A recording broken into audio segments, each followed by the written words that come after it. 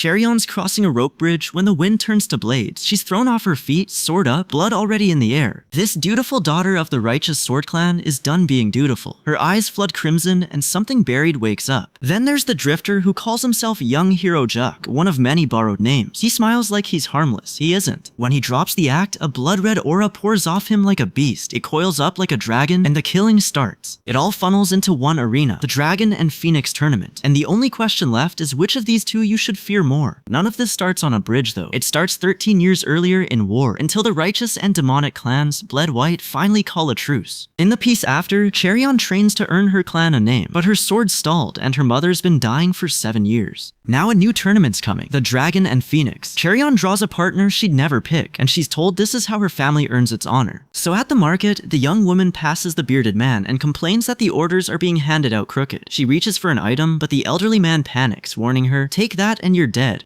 Meanwhile, a gray-robed man urges the porch crew to pull strings, promising their scheme is foolproof. A swordsman slips through the market as news breaks. The cult leader has fallen, and the crowd erupts. While the bearded man mourns his ruined takeover dream, Cheryeon stares, and the black-robed man keeps watch. The long-haired gossip grins, saying Ijin Juk has an innocent baby face, but treats women carelessly. Cheryeon tells Ijin a martial artist needs some dignity, waves him off for business, then asks, "Do you believe?" Ijin blinks, completely lost. Believe what? But her question brings back a cruel humiliation. A crowd jeers while a defeated woman lies on the ground. Dude grips her sword, furious. She turns back and starts explaining why that memory matters. Cheryeon keeps moving through the packed marketplace, unaware that Ijin Juk is watching. Nearby townspeople mention the tournament's unusually large turnout, and he listens closely once they mention it, showing that he plans to get involved. At the inn, the bowing fixture races through the crowd, balancing jars while a young girl reaches for food. The dinner rush is in full swing, and Cheryeon's reputation follows her inside, and the innkeeper recognizes her immediately. He calls her Wuon's finest beauty, and offers her a special discount. The surrounding guests start whispering. The guy only wonders who gave her that strange nickname. Then the innkeeper asks Cheryeon to choose a seat, and both of them freeze. Ijin Juk is already sitting there, calmly working through an enormous meal. He acknowledges Cheryeon without stopping, turning her quiet visit into a guarded meeting. 2 loaded plates hit the table, and Cheryeon digs into dinner without pause. Ijin Juk calmly says he spent 19 years in Jianghu, and she keeps chewing, asks what he means, then nearly chokes. You conquered that entire region?" Then Injil Jang, heir to the center of Palm Clan, strolls into the tavern with Inwa Jang, a servant and a guard, then votes for drinks. Inwa questions his choice, but they grab a table anyway. Inwa Jang happily agrees to drink here, while Injil Jang sits there calculating how badly he wants to punch the masked man nearby. He keeps it together, but Wai Mok starts inhaling the feast like the table owes him money. Now an older swordsman notices that the reddish-haired woman joined their gathering without permission. He confronts her, but she calmly reaches for more food, and the swordsman prepares for trouble, and she answers his challenge with open defiance. So Cheryeon won't tolerate the reddish-haired woman intruding on their meal, and she firmly asks her to leave so they can speak privately. Ijin Juk gets told to clear out for privacy, but Cheryeon raises her chopsticks and starts explaining her leverage. Meanwhile, his wrapped swords stay ready at his side. Injil Jang eyes the wrapped weapons and jokes those are big swords, but quitting would bruise his ego, so while everyone gathers and eats, he reaches for one. Bold decision, terrible insurance policy. And the wrapped sword is so heavy that Injil Jang can barely lift it. He calls it a weight training sword, and everyone reluctantly accepts that suspicious excuse. The reddish-haired woman grips the wrapped sword while a masked attacker readies a strike, and the red-haired fighter powers up. She shuts it down. Enough, we're in a restaurant. The young swordswoman grips the offered blade and freezes. Inwa Jung and the robed fighters stare upward, while the short red-haired man laughs at the chaos. And the aggressor wipes blood from his blade near Cheryeon and comments on her fierce gaze. He confidently seizes her weapon, but Bro condemns his underhanded move. So Cheryeon's resistance catches Hyokki-kwan off guard, but he quickly makes a larger claim. He tells the entire table, "I'm here, partner," and publicly declares himself Cheryeon's partner. Hyokki-kwan confirms it by announcing, "We're pairing up for the tournament." Cheryeon and the bystanders react in shock, while Inwa Jung stays composed. Then a gray-robed man keeps taunting them, so Hyokki-kwan warns that his tongue never rests. The man responds by cracking the stone table with his hand. Inwa Jang narrows her eyes, clocking the tension immediately. The black-clad woman finally says, "Have it your way," but Ijin Juk calls after her about the Phoenix tournament, and the purple-robed woman looks back with a knowing smile. But our hero and Inwa Jang only stare at each other in silence, and Cheryeon looks down at the split marble table and loses her nerve. The argument has already turned violent, and she realizes this is bad. So the reddish-haired woman calmly says she plans to enter, and the masked fighter nearly chokes. The Heavenly Dragon Tournament? A dragon roars as In Young Yang reaches down, ready to settle business personally. Cheryon questions the man's reputation and asks why he hasn't acted himself, and he answers by releasing a burst of strength. Cheryon's surprise fades, and she realizes he's making a serious claim. Lee Jun-jaek laughs off the clash and mentions being flung around like that. He remains confident after releasing so much force, and Dude stays tense because she knows his strength isn't an empty boast. And Lee Chu-jung returns to the clan residence, and by dusk he's seated with Charyeon and an elder. The gossip? She flat out rejected In Gul-jung's proposal, so this family meeting turns cold and tense. A servant tells Lee Chu-jung that the tavern disturbance is getting worse, and he gathers Cheryon and the clan's swordsmen at the residence. Together they prepare to investigate what happened. The meeting turns dangerous when one swordsman draws his twin blades, and two other fighters form matching hand seals. Lee Chu-jung's inquiry is already close to becoming a direct confrontation. Then a red-eyed swordsman grips his weapon, then the masked man proudly presents a vase. Its appraisal lands at 150 silver, killing the room's excitement, while Cheryon and her companion tense up. Lee Jun-jaek spins the vase on one finger, catches it behind his back, and stays annoyingly calm. Then one mention of fruit has Cheryon and Lee Chu-jung completely blindsided. The questioning moves to the visitors' wrapped weapons. A martial artist asks whether their owner mastered both sword and saber. Everyone stays tense because the weapons are so unusual. So Cheryon crosses the garden until footsteps put her on guard, and beneath the blossoms, Lee Jun-jaek waits with his weapon and asks, "Can't you sleep?" Lee Jun-jaek says he has work tonight. So Cheryon asks what kind. Killing a few men. She blurts out Lee Chu-jung's name. He only hums, then complains her rule-bound father forces everything by the book. Apparently murder has office hours. And Lee Jun-jaek admits his non-martial parents opposed him entering the Janghu, and he says they worried about their son, then corrects himself. They feared the violent world he chose. And Cheryon asks about tomorrow's meet, so Lee Jun-jaek laughs. She jumps and asks what's wrong. The smug bastard leans in. Worried about me? Cheryon denies worrying about Lee Jun-jaek. She says she's worried about the men who must face him. He laughs as she walks away, and he still leaves to kill them. Meanwhile, flames consume a pagoda later that night. Strange laughter carries through the smoke as the building burns. So the mercenaries outside keep laughing, unaware of the approaching danger. Huaimok prepares to act. Footsteps interrupt them, and the armed men challenge a masked traveler emerging from the forest. The mercenaries call this campsite their market. Then a headband thug grabs his weapon and calls the stranger a punk. The red-haired woman answers, "Call me that again and you die." Her warning doesn't stop them. Cheryon readies her blades while the mercenaries keep mocking her. They draw their weapons, and the fight is about to begin. Then Cheryon slashes first, but a fist comes straight for her face. Meanwhile, the masked man and a bandaged fighter charge Purple Key, then jab toward In Jil-jang, who realizes he's targeted. But the bandaged fighter drives that focus strike into the opponent's torso. The blow could cause internal damage. Lee Chu-jung and the others tense as one observer reaches toward a sword. Weimak and the nearby fighters react as a swordsman charges in. He meets the opponent's blade head-on and powers straight through the clash. Meanwhile, masked attackers and armed fighters overwhelm the remaining resistance. One fighter takes a crushing blow and flies away. The bearded man suffers a terrible wound and screams in pain. Cheryon sees the bloodshed and promises her enemies will die tonight. Elsewhere, the swordsman crosses the corpse-filled hall. He heads toward the room behind the red door. Then the swordsman kills the guards and approaches the lord alone. Inside, attendants still surround and serve the lord. His protection is already gone, and the bloodstained woman calmly drinks inside the ruling chamber. She calls the atmosphere pleasant. The large-robed man demands to know who caused this destruction, and he also asks whom the intruder wants to purchase. Cheryon faces the seated group and names her target, and she wants the most expensive person here. The answer immediately puts the heavy-set man on alert. A sudden impact rocks the chamber, but the heavy-set red-haired man laughs. He doubts a snot-nosed punk could afford him, and Dude drops 500,000 silver before him, making the offer serious. Now the others realize Cheryon carries even more money. Their suspicion quickly turns into greed. The red-haired man threatens to kill her and take everything. Our hero calmly says dying to him would only make this encounter more disappointing. The red-haired fighter attacks, spilling blood as he tries to end the negotiation. So an attendant steps in and casts a pleasure illusion around Cheryon. Everyone watches. The illusion pulls Cheryon into a procession of women meant to overwhelm her reason. The enchantment surrounds her, and the attempted robbery becomes a fight for her mind. Then mocking laughter fills Cheryon's mind as the pleasure illusion tightens around her, and its false intimacy weakens her judgment and leaves her vulnerable. And the illusory women surround Bro while continuing their seductive taunts. Still, she remains composed and refuses to surrender her reason. The heavy-set martial artist watches smugly while the illusionist threatens Carrion, and she claims our boy was doomed upon entering, then invokes an ultimate mind-paralyzing art. So the reddish-haired woman unleashes her supreme pleasure dance to paralyze the masked man, but he tanks the sensory scam and drives his spear straight down. Damn. Cheryon's strike breaks the enchantment's focus, and the shockwave shatters a nearby lantern. The women react in confusion, and one confirms the controlling spell is broken. So the broken illusion exposes the red-haired lord's true appearance and leaves him furious, and he demands to know which woman truly likes him. The woman he chooses hesitates when he orders her forward, and the heavyset lord dismisses his attendant and assumes he has regained control. However, a hooded man notices movement among the frightened women. This isn't over. The hooded man threatens one woman, saying he'll speak after chopping off her limbs. The women recoil as blood spills nearby. The heavyset lord realizes his authority has collapsed into open violence. The furious lord locks onto the reddish-haired woman as she leaves, but the bald man is boiling. How is he standing there while his property escapes? Then the curtain demolishes the structure, but the swordsman stands his ground. The reddish-haired man cracks his knuckles, promising strength won't prevent an industrial-grade beating. Juk meets the red-haired fighter's attack head-on, sending a shockwave through the area. He immediately counters, forcing the red-haired fighter to dodge one blade before another attack leaves him reeling. The big man calls the red-haired woman a slippery weasel, so the black-robed fighter kicks him backward. Then the blonde fighter says, "I hate scum like you," and attacks. Damn, everybody wants this clown folded. So the blonde fighter caves the large martial artist in. He coughs blood, then crashes through the building while Cheryon watches this disaster arrive. The martial artist reaches for Cheryon's throat, so she answers with one vicious energy slash. Blood flies, his grip disappears, and the bastard drops through the wreckage, permanently clocked out. The fighter finally recognizes Juk as a true master. Ijin stands there unbothered by the wreckage around him, and the battered fighter grins through the damage while the bulky one tanks the blast and vows to fight. Then the shadowed attacker twists another opponent until he screams. The surviving fighters continue trading heavy attacks, but every counter causes more destruction. Another combatant crashes through the debris before a concentrated energy strike sends several bodies flying. The fighter gets launched, spinning into a building, and the whole structure caves in. He lands bloodied and barely conscious. Then the final fighter hits the ground, and debris settles around Cheryon. The swordsman stays ready to complete his mission, and Cheryon thinks his cold warning targets her, but he says she's misunderstood. He points his bloodied blade beyond Dude and says, "I mean him, not you." His target is the ragged old man lying wounded and motionless nearby. Even after that fight, the swordsman doesn't look away from him. The wounded man barely focuses as the hooded figure, and the robed man close in through the wrecked hull. A twin-blade swordswoman squares up nearby, but the robed man calls Master Hua. Juk jolts like his fake ID just got scanned, and Cheryon tests what she's uncovered by asking whether she should call him Mukel Hua Ford. The hidden name shocks him. He immediately grows guarded because she knows a secret he never expected her to uncover. Cheryon says she's confronting him because she's been searching for him, and her answer pulls up a broken memory. Injiel Jang and Inmyan Yang hold a formal audience before blood suddenly covers the hall. The memory ends before showing who was hurt or what caused it. The memory moves elsewhere. A large man advances with masked followers while two robed observers wait nearby. None of them is identified yet. Still, their coordinated arrival suggests they had a hand in the earlier bloodshed. So a young woman is left weeping after the violence. Elsewhere, the hooded figure notices a young swordsman who risked his life and offers him a role. The swordsman stays wary and asks how the hooded figure plans to use him. The answer is simple.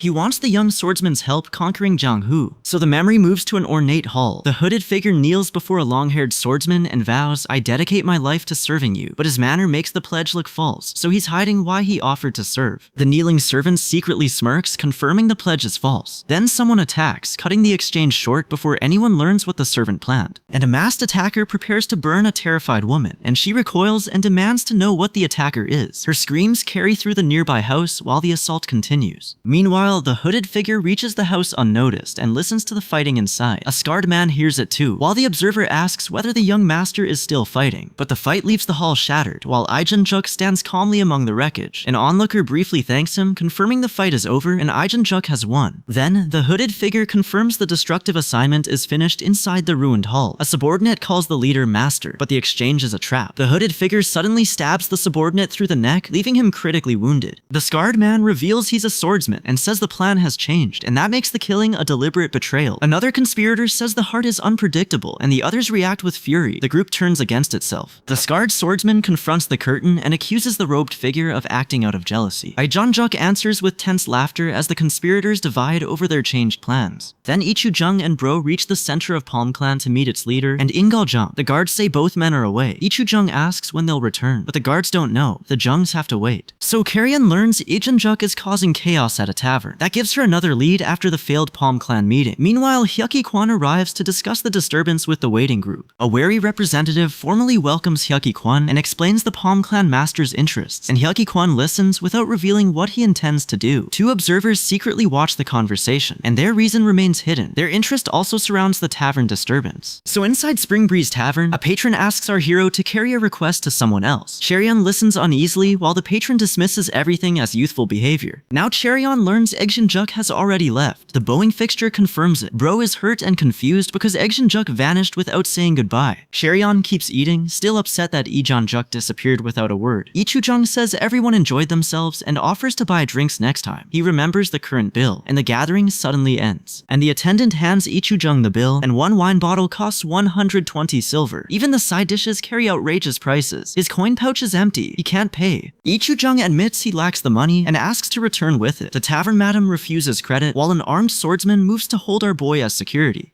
Footsteps approach outside, and Ichu-jung confronts them for taking his daughter hostage, and the tavern madam calls Cheryon collateral while her armed guards surround them. The newcomer finally enters. Then the tavern madam tells Ichu-jung that Cheryon can serve customers instead. The armed patrons tense, but one of them notices the arrival. The room goes quiet. Ichu-jung moves in front of Dude before anyone can seize her. Egun-jung enters first and approaches with one hand on his sword. Everyone prepares for a fight. Cheryon recognizes Igeon-juk and demands to know why he's here, and he calmly says he only came to drink, then takes a bottle. The guards inspect him. So the guards escort the guy and Ijeon-juk toward the important guest's hall. A woman suddenly announces, "This place sells fake bear bile wine." Everyone hears the accusation. The tavern breaks into confusion, and the woman points out the seated patron tied to the fraud. She orders everyone outside so she can prove it. Outside, the red-robed swordsman lifts a huge wine jar with his bare hands. The gathered customers watch as he prepares to reveal what's inside. So the swordsman smashes the jar and sends wine spraying across the courtyard, and its strong scent confirms the jar really contains wine, startling everyone gathered there. A strike erupts between the fighters, turning the dispute violent. It blasts them apart and shatters the courtyard. The strike keeps pouring through the courtyard without slowing down. Fighters scatter, the ground breaks apart, and even the elders brace against it. And the Black Claw suddenly grabs a robed elder during the attack. Cheryon and Ichu-jung spot something strange overhead, and Ichu-jung demands, "What in the world is that?" The swordsman raises the bowl and faces the shaken crowd. He asks, "Who wants a taste?" His confidence makes the offer sound threatening. Then he releases power through the bowl above the crossed blades. The nearby fighters recoil instead of accepting, while one young man watches the energy continue pouring out. Then nobody accepts, so the challenger asks once more who'll step forward, and he prepares to taste the dark substance himself. Injeol-jang recoils when someone calls it dung, and the crowd finally understands how extreme this is. In-ma-young-yang takes control of the discussion and addresses everyone present, and he begins explaining the history behind Jianghu's current conflict. The 9 great sects, 4 noble families, and demonic cults suffer immense losses. They seal themselves away, leaving their former influence unclaimed. 4 new forces quickly fill that vacuum, including the Southern Mountain Alliance. Now members of those rising factions gather around the site of a violent incident. Their leaders face a bandaged figure. The account identifies an unknown newcomer as one of Jianghu's most powerful men. That account marks the unknown newcomer as a major power in Jianghu, and back at the tavern, an elder questions Ijeon-juk about the painted bug. It only lives in the southern barbarian lands, so his knowledge seems suspicious. Ijeon-juk says he's wandered since childhood and crossed the borderlands during his travels, and that's where he learned about the painted bug. The answer explains his knowledge, but In-myung-yang and his companions remain wary. So In-myung-yang laughs once everyone realizes Ijeon-juk is hiding his true identity, and In-jeol-jung tenses under their suspicion, while Huimak quietly shares the amusement. And Huimak suddenly witnesses something shocking involving Cheryon, and his amusement vanishes and anger takes over. He grabs Bro by force and starts a confrontation. Before Cheryon can challenge his accusation, a stranger restrains and silences her. Someone blames a swordsman for attacking an injured woman, and he calls the bloody incident a setup. But the bystanders won't oppose Huimak, and the injured woman threatens anyone who challenges her with her powerful connections. And Ijeon-juk calls out to this guy. An elderly man bows before Cheryon and In-jeol-jang, leaving everyone unsure whom to believe. Cheryon leaves satisfied and crosses the field with Huimak and In-myung-yang. The tournament is approaching, so they have little time left to prepare. Even so, both men call the young fighter they've discussed entertaining. So Huimak turns toward In-myung-yang after the unexpected address, and In-myung-yang invokes the Southern Mountain Alliance and openly releases his power. The display becomes a direct warning against challenging his authority. Then Bro watches the bearded swordsman prepare for a possible clash. Neither side makes the first move, and the confrontation remains unresolved. Elsewhere, danger waits in the forest. Meanwhile, the wounded wounded man runs through the forest despite his wounds. He carries an urgent warning and tells himself, I have to let them know. He keeps moving before his pursuers can silence him. Meanwhile, the wounded man keeps running through the storm because his warning could decide Jang Hoo's fate. He soon realizes his pursuers have caught him and curses their speed. But a swordsman claims he's with the Righteous Alliance, so the wounded man trusts him. He warns that the Swift Swallow Society is planning something major around the tournaments. The warning dies there when a pursuing swordsman cuts down the mustached informant. He chases the hooded figure through the forest and catches him, and the swordsman says, you are the first, confirming that others are marked for death. Now the bloodied informant can't believe what he's hearing. Before he can answer, the swordsman strikes again and silences another witness. So Injil Jang corrects the dying informant before his warning ends, and the attackers aren't from the Swift Swallow Society. They're from the Flying Swallow Society, meaning the informants blame the wrong organization. Then Swallow 16 reports to the reddish-haired woman who leads the Flying Swallow Society. She finds Agent 14 beside two bloodied victims and praises the completed killings, and her attention turns toward the Dragon and Phoenix tournament. Meanwhile, Cheryon travels through the nighttime forest with several companions. One traveler eagerly offers to hunt for choice cuts while our hero waits behind, and she asks whether food is all he thinks about. And before her companion finishes explaining, another traveler suddenly senses a disturbance. Cheryon and her companion go quiet because their nighttime journey may no longer be safe. Cheryon stays alert and speaks to the reddish-brown-haired man, and she believes Injil Jang deliberately turned Hyuki Kwan and the tavern owner against her. Now the reddish-brown-haired man presses Dude for a decision, and she answers, fine. Night covers the forest as she prepares to face the danger instead of avoiding it. Then Cheryon's insistence convinces the red-robed swordsman to help her. First they must deal with the light-haired man nearby. He recognizes them and accuses Cheryon and her companion of ruining everything. The light-haired man admits he's investigating people marked for death, and his casual talk of murder horrifies our boy. Since she knows too much, she decides she can't leave and report him. Cheryon and Injil Jang realize the killer truly means to murder them, and she asks if Injil has fought for real before. Cheryon draws her sword and steps ahead, refusing to leave him exposed. And before they clash, an injured robed man begs Bro to save him. A distressed woman tries warning her, but Cheryon can't understand the words. Nearby, another fighter reaches for a sword. Now Hyuki Kwan attacks Cheryon's guard with 8 flying hands. He moves so quickly that 8 strikes seem to land together. His skill far exceeds her real combat experience. Yet Hyuki once protected villagers and dreamed of improving Jangwoo. Repeated violence and Jangwoo politics slowly destroy those ideals, and Hyuki watches In Myung Yang cross a solemn gathering under guard. After that, he decides separating good from evil has no meaning. So back in the forest, Hyuki Kwan turns that belief against the guy. She and Egun Juk prepare to face him. Even Egun looks shaken by what awaits them. So Cheryon draws her sword because retreat would expose everyone else. Before the hostile swordsman attacks, Injil Jang rushes him first. The swordsman chuckles, and their blades meet. The swordsman counters Injil Jang, but their clash tears through the ground. It sends the swordsman flying while Injil stays upright. That first exchange belongs to Injil. Now Cheryon combines her footwork with her swordsmanship and joins the fight. She knocks Injil backward, follows the opening, and clashes blades with him. The impact breaks both weapons apart. So both weapons shatter, and Bro drops to one knee, drained. She admits real combat feels nothing like practice, while Injil Jang stays ready for another attack. But the hostile swordsman slips behind Cheryon and attacks while criticizing her mismatched footwork and swordsmanship. Injil Jang calls him a coward for striking from behind, but the blow still catches her. This guy has to absorb it. Then the blue-robed attacker knocks his opponent back and calls the technique child's play. He drives another palm strike forward before the other fighter can recover. Now the attack shifts toward Cheryon, but she deflects the sudden strike despite its force. Still breathless, she asks the red-robed swordsman, "What do you mean?" His earlier criticism of her movement still makes no sense. Cheryon keeps her sword raised as the standoff holds, but that criticism keeps bothering her. Has more than 10 years of training been wrong? She still doubts this critic understands the Scarlet Thread sword technique. Then Dude admits the technique has always felt unnatural, as if it never truly fits her. She can't dismiss that feeling anymore. The discomfort now seems impossible to overcome, so she rethinks the foundation of her swordsmanship. So Cheryon searches her memories for the principle her training has missed. She remembers Ichujang facing Ingyajang with complete control. Ichujang prepares his strike, and Ingyajang braces for it. Ichujang describes the right balance as heavy and gentle, giving our hero the correction she needs. She applies it immediately and intercepts a masked attacker with her sword. This time, she commits to the opening. So Cheryon's sword comes down without hesitation and wounds the masked attacker who kept pressuring her. Now Injil Jang blasts a robed attacker through the stormy forest. Another blade closes on Cheryon at short range. Before she can recover, she answers the immediate danger with fury and vows, "I'll murder you." Injil Jang braces for Cheryon's attack, but senses someone above him. He searches the forest after hearing a voice, and the answer comes from overhead, up here. Now, a robed figure uses void step while carrying an unconscious captive through the air. Injial recognizes the advanced technique and freezes in shock. Injial suspects the airborne swordsman is working for his father, but the swordsman shields a wounded person and admits an old belief finally makes sense. And before he can explain, a blue-robed fighter blasts him backward. The fighter desperately reaches toward the woods as both sides prepare to continue. Then the injured swordsman crashes down, covered in blood and completely unresponsive. The ruined forest shows how badly the attacker overwhelmed him. No one explains why. Now the attacker advances while the injured fighter still refuses to surrender. He calls him a stubborn fool, but the frightened fighter can't understand his words. As the enemy recovers, the bandaged swordsman's hidden power finally awakens. He tears free from his covering, raises his weapon, and prepares to attack. So Cherion rejects the path forced upon her and declares, "I choose to live in my mother's version." The swordsman's blood-red energy tears through the forest and leaves the enemy bloodied and shocked. The swordsman grips his sword and meets the masked weapon head-on. His hidden power surges through the clash as he prepares a decisive strike. Now his power takes the form of a demonic force and erupts outward. The blast rises into the sky, far beyond ordinary swordsmanship. So the swordsman's power keeps surging, and Cherion can only watch the eruption. He roars under the strain, but forces himself to stay focused. He doesn't stop. The impact launches his bloodied opponent through the air. But the airborne clash ends when one combatant's body breaks apart. Cherion calls her father's vision of Janghu boring and chooses her own path, and the surviving opponent watches the destruction with unsettling delight. When the fighting stops, an unidentified traveler admits how lonely standing alone has become. Their companion stays close and quietly supports them. And our boy steadies Ijin-ja, but he brushes aside his wounds. It tells her, "It's fine, you're hurt." That doesn't help. His concern is clear, but Cherion still can't read his intentions. Beside the quiet water, Cherion hears Ijin-jak's heartbeat and asks what happened. Nearby, a light-haired man calmly grips the person in red robes. Bro realizes that person is dead and asks, "He's dead?" Then the light-haired man's hand starts trembling, and his caution finally shows. Cherion watches him closely but admits, "I just can't read him." Even after the fight, she still doesn't know what he intends. Then as they leave, Ijin-juk insists their journey has only begun. He says they'll enter the Dragon and Phoenix tournament, and after that comes the Heavenly Dragon tournament, followed by conquering the world. The guy just stares. The other traveler carries their injured companion away and repeats just the beginning. Elsewhere on the forest road, an old woman drives two hooded elders by cart. Another group is already on the move. Meanwhile, the elders discuss their operation while the cart rolls onward. The white-haired elder asks whether they captured the targets, and the old woman's satisfied answer suggests they did. Beside the bearded and hooded elders, the scarred man gives a grave report. Now the group shares steamed buns as the cart continues along the rough road, and their talk turns to an unidentified young master from an earlier encounter. He drew his sword on sight and threatened someone called Supreme. That encounter ties their current mission to an older conflict. So, the old woman returns to that earlier confrontation. Two swordsmen prepare to duel after a warning that one will die on the spot. The long-haired man asks who her young master is, and she reacts at once. Now the old man notes how much time has passed. He says the other youths don't know what's waiting for them, and the wagon keeps moving through the rain as a traveler adds, unless they deserved it. Meanwhile, a servant reports that the masked man's target survived. The target leaves the Righteous Sword clan unharmed, while Hyuki Kwan is gone. Furious over the failed attack, the masked man continues plotting, and an unidentified swordsman kills a warrior in the forest. A witness can't believe what just happened, and the violence reaches Ichujung, who answers his opponent with a scornful laugh. In Ma Youngyang bursts into mocking laughter. He boasts that he's let his imagination run wild and considers a much larger possibility. Now, a blast sounds overhead, and the armed guards immediately form ranks. They draw their blades and prepare for a ceremony or an approaching fight. The major clans gather inside the fortified courtyard, and the crowd welcomes a young noble woman from the Huang clan. Attention shifts when Lim arrives for the North Sky Overlord family. So, a noble woman from the Sama family receives her formal welcome. Ijin-juk enters beside Cherion and makes a triumphant display, and some spectators cheer, while others demand to know who he is. Then the crowd boos Cherion and Ijin-juk for blocking its view of Seoul. Dude gets irritated, but he ignores their complaints. His mood changes when he notices something inside the venue. Cherion follows him farther inside. An older man orders her to wait and warns, "Don't touch anything." She stays behind while the others attend the tournament gathering. Contestants gather in the tournament hall, nervously wondering how many pairs will advance. This guy asks Ijin-juk what they're supposed to do, since she still doesn't understand the next round. But Ijin-juk doesn't answer, and his expression turns serious. He directs Cherion's attention toward a large battle painting, pointing her to a clue inside the hall. Cherion notices the bandages on his arm, though he keeps his purpose hidden. Instead, he asks whether anything about the battle painting seems strange. She studies the warriors and sees only an ordinary battle, and Ijin-juk tells her to look past the fighting and find what the painting hides. So Cheryon says she can't see anything beyond the warriors fighting. Still, his question makes her reconsider what the battle is hiding. Then Bro realizes the warriors aren't watching one another at all. They're all watching the same hidden object, so the fighting distracts from the mural's real clue. Cheryon identifies the hidden object as an incense burner surrounded by flames, and that confirms the burner, not the battle, is the mural's true focus. And the warriors only appear to fight because their chaotic movements hide where they're really looking. Every gaze returns to the burning incense burner at the center. Our hero traces every warrior's gaze and finds an obscured person, and that person is the single point around which the whole battle is arranged. Now that person carries the burning incense burner, but smoke hides what it does. Cheryon knows it's central to the mural, though its purpose remains unclear. So the mural leads Cheryon and Ingyeoljang straight to the smoking ceremonial vessel, and Ingyeoljang suddenly takes it before the gathered onlookers can stop him. Ingyeoljang holds up the vessel and points to the engraved words Dragon and Phoenix. Those words connect it directly to the mural. Bro asks what Dragon and Phoenix Hall is, turning their attention toward the institution behind the ceremony. Cheryon follows a swordsman toward Dragon and Phoenix Hall, believing it leads beyond the first round. An unseen challenger orders them to stop, and violence suddenly breaks out, forcing our boy and the nearby contestants to face the dispute. And a young disciple accuses a calm contestant of touching something they were explicitly told to avoid. A robed elder refuses to overlook the violation, and that mistake could cost everyone their chance to advance. The robed elder warns that one contestant's violation could bring punishment on everyone, and the swordsman responds with a remark about their ages. Cheryon watches as their argument grows more hostile, so the angry youth dismisses the swordsman's argument as a sorry excuse for immature children. His attention shifts when two stern elders arrive, and the confrontation is now under senior scrutiny. Then the angry contestant raises his wine bottle and declares that words aren't enough. His sister begs him to stop, but he attacks anyway. The swordsman intercepts the blow and locks his wrist before he can reach Cheryon. So the restrained contestant can only stammer, "What the?" The swordsman stays completely confident, while the attacker's weapon hand trembles, and everyone watching realizes the swordsman's strength is overwhelming. The swordsman tightens his hold until the attacker realizes he can't move, and his panic draws confused questions from nearby contestants. They want to know what caused this disturbance inside the hall. Now the other contestants prepare for a fight, but someone asks about strength instead. A young girl takes the man's hand and questions what he means by the weak. Attention moves from the restrained attacker to the lesson behind his defeat. A woman bows to Ion Juk and acknowledges his authority, ending the dispute. Ion tells Dude to leave the first round hall, and she follows despite the contestants' tense warnings. But the contestants can't believe Ijin Juk and Cheryon are walking away, and Ijin tells them, "If you want to make it to the second round, follow me." His certainty makes everyone reconsider where the real trial leads. So the top knot man warns the guy that leaving means disqualification, and she and Ijin Chuk ignore him and continue toward Phoenix Hall. They believe it's the true route into the second round. Cheryon can't believe Phoenix Hall truly exists. Ijin Juk opens the entrance, and they cautiously prepare to see where this hidden route leads. Cheryon enters Phoenix Hall, hoping the hidden route means she's already passed. Instead, prestigious sect contestants are waiting inside. Their shock confirms ordinary participants aren't expected here. Then the remaining contestants stare as Bro joins their select group, and Ichujung is already waiting calmly among them. His presence confirms Phoenix Hall is the trial's true destination. Ingyeoljang dismisses Cheryon's surprise. He explains that the prestigious sects were probably told about the hidden route beforehand, and their presence isn't a coincidence, so Cheryon realizes insiders manipulated the trial. Ingyeoljang and Inwajang join the assembled sect members, but the group turns hostile. One member condemns Injul for appearing after what he did, and his arrival has brought an unresolved grievance into the hall.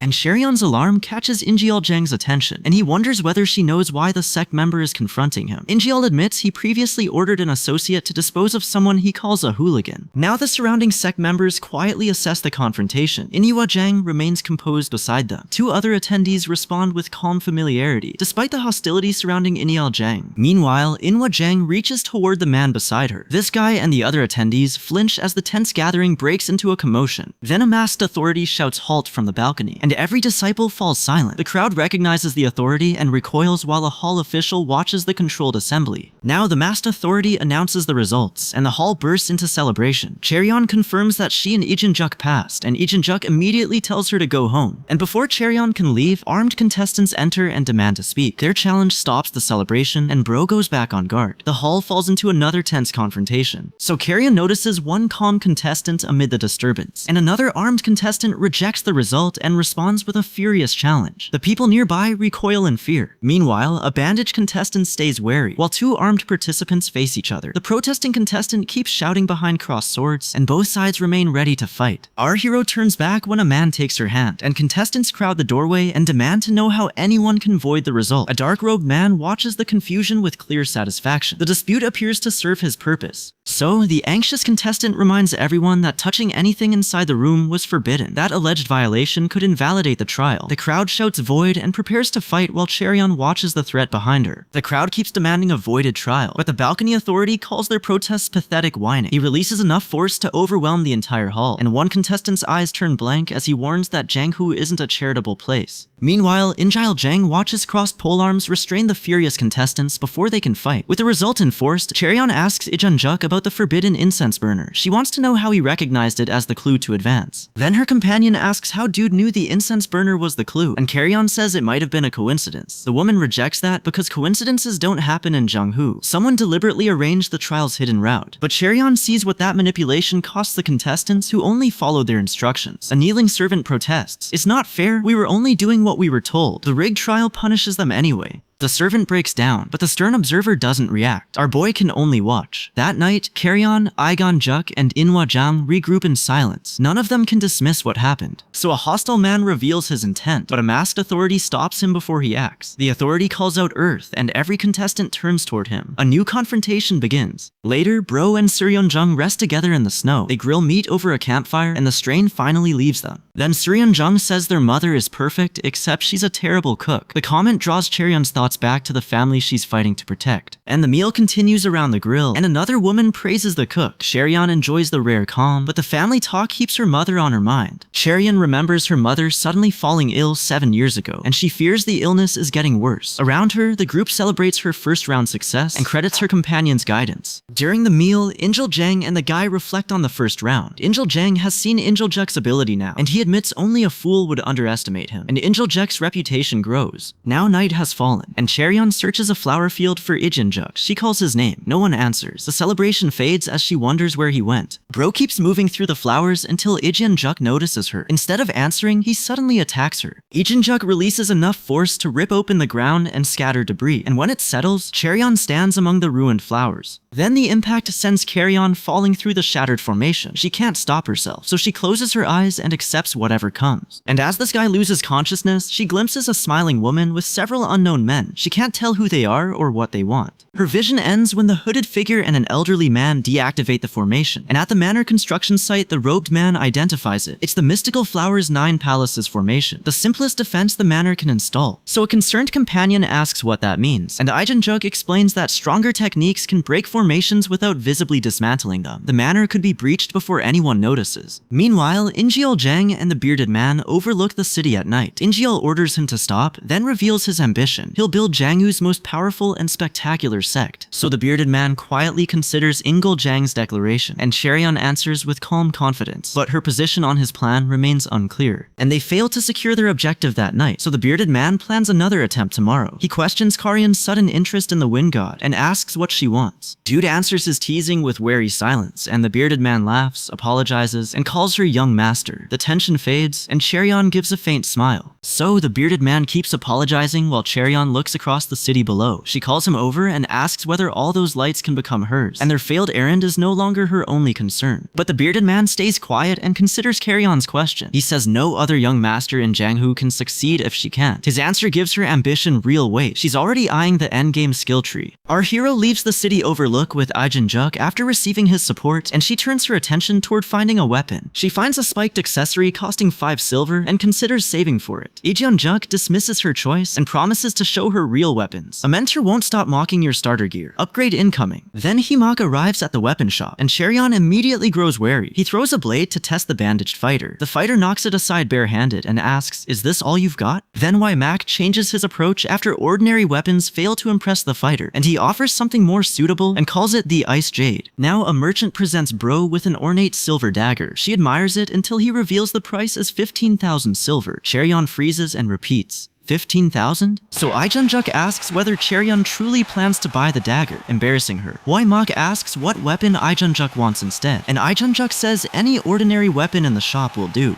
Hymak considers that casual answer, but a sudden disturbance interrupts them. Ijeonjuk and our boy both sense the approaching danger. Cheryon gasps. Now Hymak answers the approaching threat with mocking laughter and a sharp warning. Ijeonjuk stays confident beside him. Neither man intends to retreat from the confrontation, and In Myungyang realizes Ijeonjuk must come from an exceptional background, and his knowledge of the mysterious item proves it. When Lee Jung-juk's power reacts, In Young-yang declares the item has found its true owner. So Lee Jung-juk quietly accepts the claim, and both men laugh together. Bro tries confronting him, but he brushes her concern aside while cleaning himself up. Meanwhile, the brown-haired man keeps warning Carry-on in anger. In-jil-jang stops him by grabbing his wrist before he can act, and In-hwa-jang recoils as In-jil-jang holds him back. And Carry-on senses a surge of energy, so she releases her own power. The blast tears through nearby trees and grass, scattering leaves everywhere. The first blast doesn't fade, and the guy keeps feeding power into the technique. Its force shreds more leaves and drives rings of energy through the trees. In-jil-jang watches it grow stronger. Now Carry-on's power reaches its peak. She grips her wrist and struggles to control the discharge. Then Carry-on's uncontrolled power pulls the light-haired man into a sudden high-speed clash. Their impact shocks the dark-haired witness before either fighter regains control. So Carry-on raises one hand to defend herself, but the clash suddenly stops. The reddish-brown-haired man spots a new mark on his palm. He asks, "What's this wind character?" The symbols finish changing, and the man introduces himself as the Wind God. In-jil-jang explains that the paired gloves react when their wearers approach, and that lets each wearer detect the other's proximity. So dude can't believe the gloves use such special material. The swordswoman says blocking sword energy takes more internal energy than Carry-on currently has. She begins saying the attempt won't cut Carry-on, but someone interrupts her. Classic glass cannon. Huge power, tiny battery. Now, this guy meets Lee Jung-juk beside the lake. After hearing the gloves may be dangerous, she realizes he's been helping her and asks, "You're doing all this for me?" But Carry-on stays guarded while she waits for his answer, and Lee Jung-juk only smiles, and rain starts falling before he explains anything. Now, the Dragon and Phoenix tournament moves into its second round. Bro watches as Lee Jung-juk enters the arena, and the damaged stone makes this footwork test look demanding. The proctor says this round tests footwork instead of direct combat, and each contestant must cross the narrow stone platform while following two unrevealed conditions. Carry-on and In-hwa-jang listen as a stern elder condemns one contestant's disgraceful conduct, and the contestant is heir to the Southern Mountain Alliance. The young spectator notes that none of the judges represent the four overlord families. That means those powers may not control this contest. Then the contestants launch forward and crash into a violent exchange, and this footwork trial has already turned into direct combat. So, the official confirms every contestant must cross before the whole crowd. Cherion grows uneasy. The spectators suddenly react in shock, and a companion grips Cherion's sleeve before she moves. Meanwhile, Lee Jung-juk faces a hooded opponent whose choice makes the crowd doubtful. He calls the opponent smart and stays confident. A stern observer watches them closely. Then the hooded contestant takes a turn and leaves unusual footprints across the platform, and the crowd reacts with shock while Lee Choo-jung and our hero watch silently. Now, a spectator wonders which footwork the contestants will use. The spectator spots an opening as a purple-robed fighter accelerates across the platform. Now Cherion answers those doubts by unleashing her footwork technique. The impact tears across the arena and throws a robed contestant backward. Another contestant braces against the blast. So another heavy impact rocks the arena, but the long-haired spectator notices the key detail. Cherion's opponent moves so fast that two spectators shout, "He's incredibly fast." Meanwhile, In Young-yang and the tournament officials praise another competitor's accuracy. Bro is still straining through her match, and one competitor has already finished and lands with overwhelming force. The difference is clear, and the nearby spectators stop dismissing the match and focus fully on the arena, and Cherion's match is moving much faster than they expected, and confidence in the tournament plan begins to break. One woman stays pleased, but another asks, "Then you think we'll fail?" The answer offers little reassurance. Cherion's instructor takes her away to practice instead of waiting for the result. Now the instructor brings Carry-on into an empty courtyard under the rain. With nobody nearby, he starts correcting her footwork. The secluded space gives them time to strengthen her technique before the tournament continues. In the rain-soaked courtyard, the swordsman orders Carry-on to demonstrate the scarlet thread sword technique. He offers to correct her form. His confidence catches her off guard, so she doesn't accept immediately. So the swordsman claims he's skilled enough to teach her. Our boy remains tense, but the private confrontation starts becoming a lesson. Cherion finally commits and unleashes the scarlet thread sword technique. Lee Jung-juk meets her opening attack directly. She has to continue the exchange instead of depending on the form alone. Dude follows with another forceful strike, then resets her guard.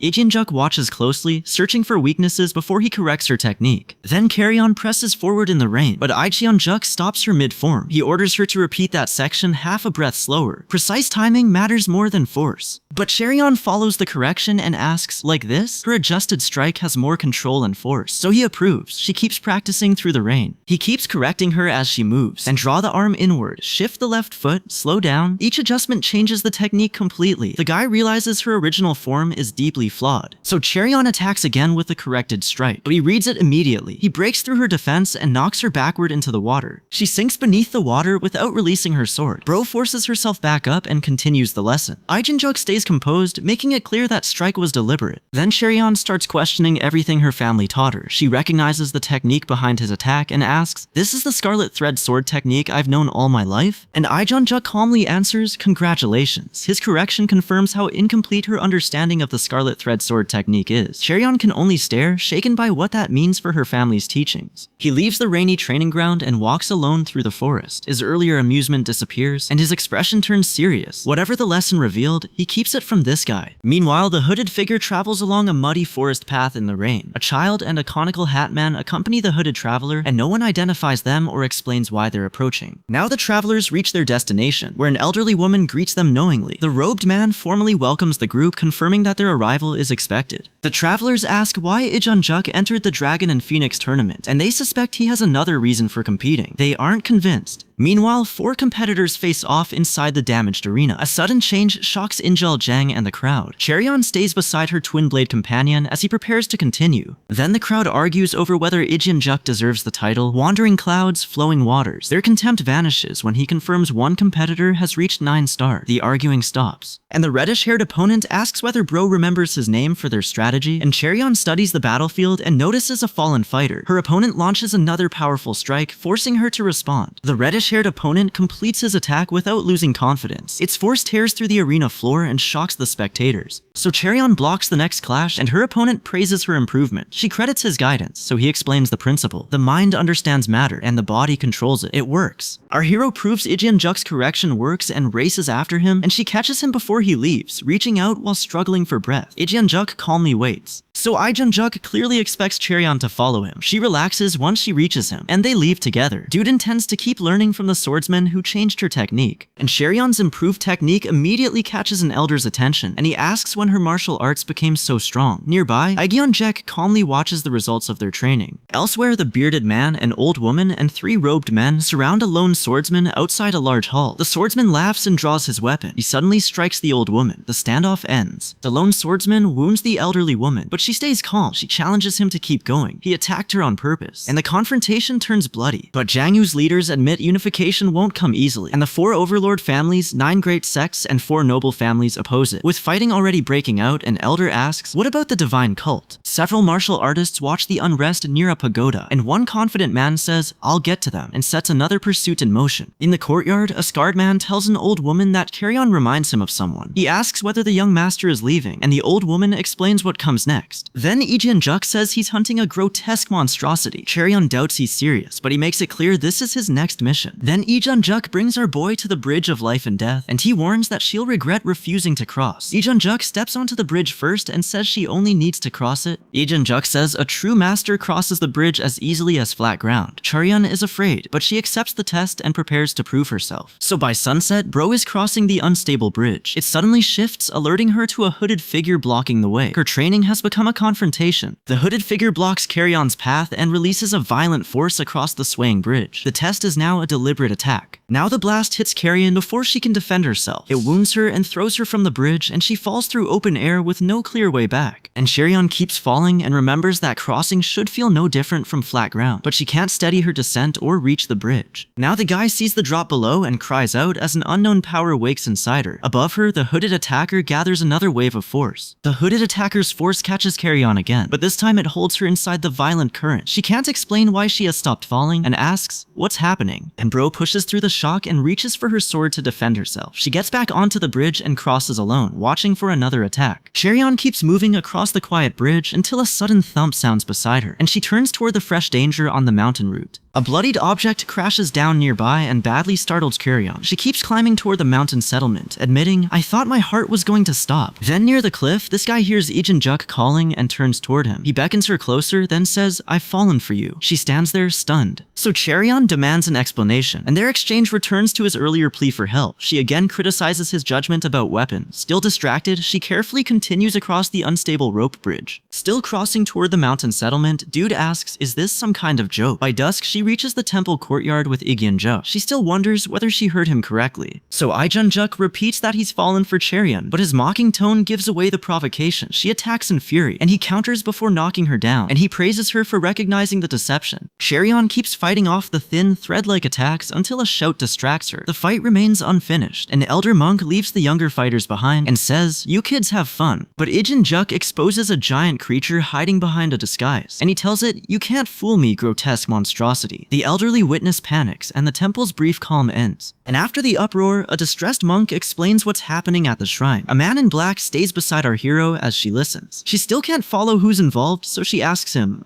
who is he? Half a war in, she still needs introductions. Turns out they're discussing an unnamed man who mastered at least 8 disreputable trades. Cheryon stiffens at that introduction. She still doesn't know what part he plays in the temple crisis. The dispute turns violent when the hooded man restrains the bald man, and he's identified as the eightfold grotesque monstrosity. The hooded man accuses him of receiving outside coaching during their go match through voice transmission. Then the bald man insists their contest is only sparring, and the hooded man claims poison or another trick decided the result. A nearby woman grows distressed as they argue. Their attention shifts toward a white-robed person involved in the confrontation. So a distressed monk asks the masked healer to examine a patient. The healer agrees, believing he's the only person capable of treating her condition. The monk reveals something else, leaving Bro shocked and wary of the healer's involvement. The masked healer stays calm as everyone gathers around the bedridden woman. He begins recording the examination. The patient is Karyon's sister, bringing the unknown illness straight into her family. Then the physician checks the patient's pulse while her family waits, and Karyon remembers that nobody has ever identified the illness. This examination could finally explain her sister's years of suffering. Now a worried swordsman asks what the physician found. The physician identifies a blood bee as the cause. The swordsman recoils because the diagnosis confirms that a dangerous bee poisoned her. So the physician warns that the blood bee caused a serious illness. Still, the patient can fully recover within 1 year. The family is stunned, while one woman calmly reassures the girl beside her. So a man bows deeply, grateful for the diagnosis and hope of recovery. Approaching footsteps interrupt him. Cheryon hears the unexpected arrival and turns toward the hallway in alarm. The older woman promises to repay Cheryon's kindness, but our boy refuses the credit. She names her sister as the true hero, and the young girl looks surprised, and Suryeon Jung is left stunned. And the swordsman quietly watches the attendants welcome Karyon, and the formal greeting ends when Bro suddenly collapses into her gray-robed companion's arms. And an unexplained memory follows, with a tattooed man apologizing to Senior Eightfold for the suffering. Later that night, a hooded man releases a swordsman from his obligation. He tells him, "You're free to go now," while a bald man reacts tensely. Now the swordsman declares that he intends to conquer the world. The bald man admits he once dismissed that dream as childish, and he says the swordsman has matured and their nighttime meeting turns more serious. Cheryon confirms that the ambition is real. A skeptical man demands proof from the person pursuing it. The answer is firm. He commits himself to creating that brilliant Jang-hoo. So Juk offers to help Cheryon pursue that goal. His support could cost her life, so he questions her resolve. He asks whether she's certain she won't regret taking that risk. Juk seals the agreement and asks the guy to call him young master, not teacher. He wants to see what trouble she causes, and next he asks what she plans to do while the older man stays wary. Now Cheryon and Jang gather with the other martial artists for round 3. They're taken to a small forested island in Lake Dongho. No objective is visible, so the contestants question why they're there. Then nobody has explained round 3, and the contestants start getting restless. One contestant demands protection on this remote island. The hidden challenge has everyone unprepared. But Dude stays cautious while the contestants argue. Her partner points out the stronger fighters and asks whether she senses their chi. Judging the competition becomes their first practical move. Scout the bracket first, heroics can wait. Cheryon's partner senses danger moments before something inside the room shatters. He grabs his head in agony. An unidentified intruder runs away as someone orders everyone to get out. Meanwhile, Chung Uma sails toward the tournament and asks whether they're nearly there. He wants access to the daughters of prestigious families, and his ship continues straight toward the island. The contestants reach the 3rd round course and finally learn who's judging, and the judge is a renowned martial arts master, giving the coming contest greater weight. Then Juk starts planning with Karyon for a possible capture the flag match, and the judge reveals multiple gates across the course, forcing them to rethink that plan. And the elder explains what makes those gates difficult. Entering the left gate sends contestants around the island before the right gate releases them. Jang and Jang listen with their groups. Every team must plan around that forced route.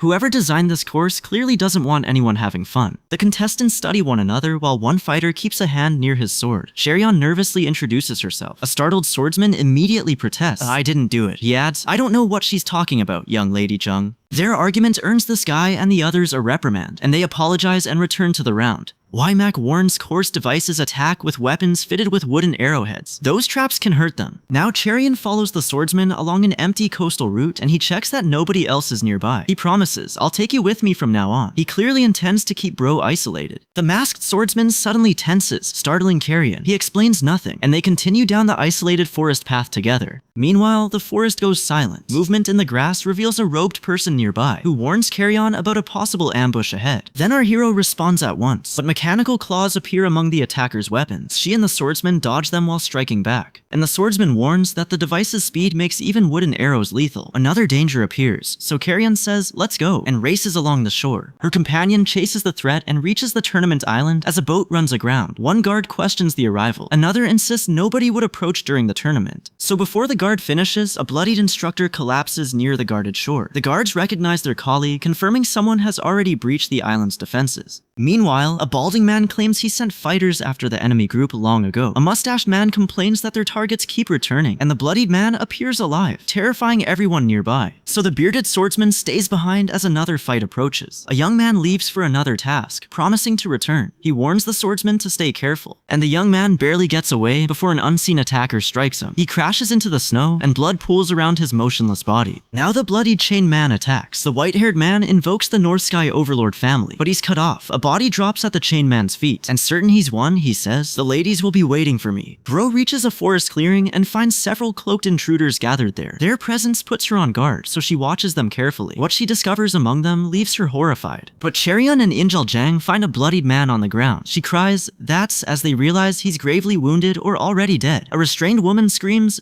"Brother, no," while a masked attacker drags another wounded man away. Another scream pulls Injil Jang and Inwa Jang toward the danger, and Cherion rushes ahead and calls out to the woman in danger. Nearby, blood stains an abandoned sword, proving another attack already happened. Our boy finds the instructor bleeding and holds him upright, and the surviving disciples crowd around them in panic, crying for help. Ichinjuk hears their cries and calmly prepares to investigate the attack. Then the instructor loses consciousness while Cherion supports him, and the bleeding won't stop. She finally sees how badly the attackers have damaged their route. A hooded swordsman studies the wounded group and says, "We can't." Then Dude demands that the hooded swordsman explain what he means, and before he can answer, another injured survivor needs someone to hold him up. They can't continue until they treat everyone who's still alive. Several survivors gather around another fallen traveler, lying motionless on the route. Cherion supports a severely wounded man beside a corpse. Some expedition members are already dead. So a swordsman explains that formation arts are especially dangerous because people create them, and that means the bloodshed along this route isn't random. Inwa Jang listens as the martial artists watch the surrounding terrain. An enemy may be controlling their path and splitting them apart. A woman calls the panicked traveler a fool, but he can't understand the killings. He insists that he must warn his grandfather about what happened, and word may soon reach people outside the route. Now Cherion and the survivors cross the fields and enter the misty woods, and they still need to reach their destination despite everything behind them. The travelers keep to separate wary groups as darkness settles around them. No one attacks again, and Inwa Jang and Ingul Jang keep moving with the expedition, and the silence after the last trap puts everyone on edge. A swordsman suspects another ambush, so the group prepares for an attack. The swordsman is right, and a sudden attack blasts the guy through the debris. Injil Jang fights back immediately, but the attackers overwhelm the group. He finally collapses, screaming in pain.